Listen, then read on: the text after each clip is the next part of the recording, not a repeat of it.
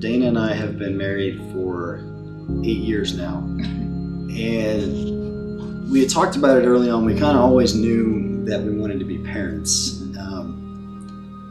and from the start, she kind of knew, the situation that I had, and I knew her situation, so we knew it wasn't necessarily going to be the easiest road getting to that sort of goal of being parents. And it was hard for a while. We saw a lot of friends having kids, and it just wasn't happening for us. She took the brunt of it because she went through a lot of procedures to help us with fertility, and it wasn't working. It was hard to keep the direction.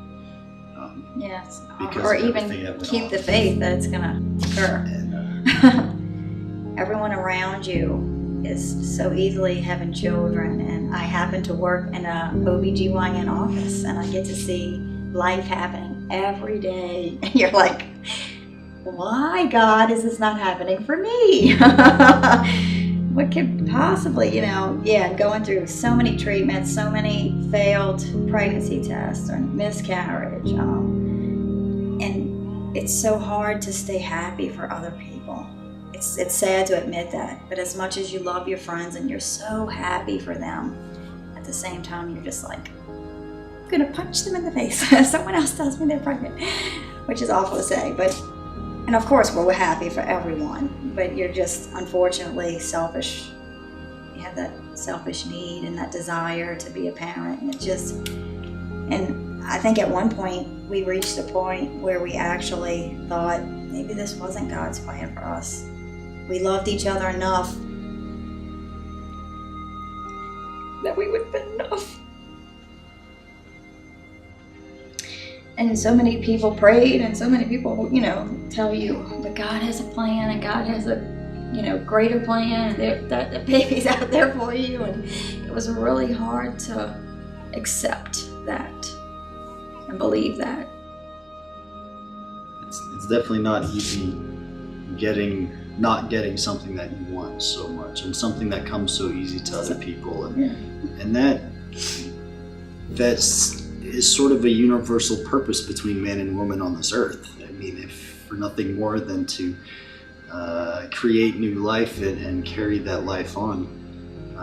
It was hard, and we had an adoption that we thought was going to go through, and it didn't, and it's very difficult to keep your cool when you come so close to something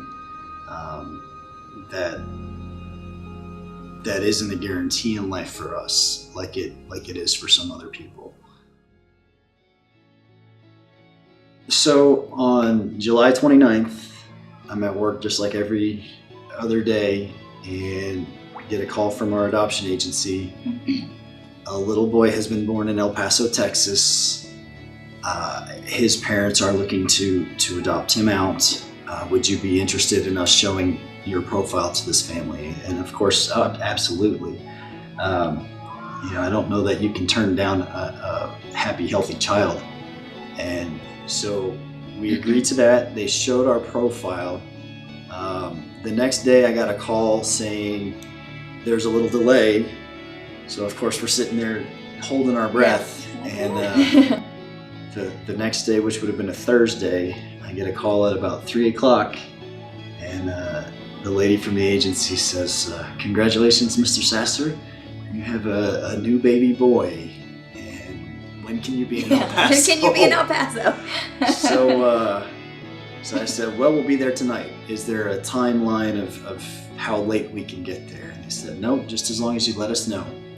I said, okay, well, trying to do the math in my head of how long it would take to rush from Hobbs to El Paso, and they said, okay, well, we can do that. And I called my wife. I'm like, honey, we're going to El Paso. Tell your boss you're not going to be in tomorrow. And get finished with the work day, and pack a light bag, and signed all of our papers that night with the representatives from the agency, and took our baby boy home to La Quinta at 1 o'clock in the morning on Friday morning. So that was the start of our new journey and the start of God's plan for us for being parents. So that was pretty exciting. Pretty exciting.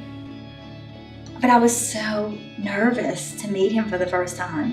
What is he going to look like? And I was in a hurry. I just wanted to get him out of there and just take him and for us to be by ourselves with him, all the nurses watching. And I just was ready to start getting to know him and being his mom.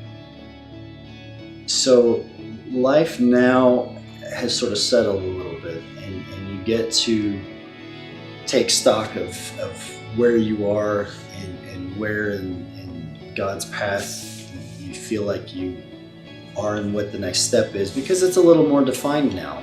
Hopefully I don't take it for granted at any point, but it certainly has its challenges, when he's screaming at 3 o'clock in the morning, but it's absolutely worth it. It's worth everything.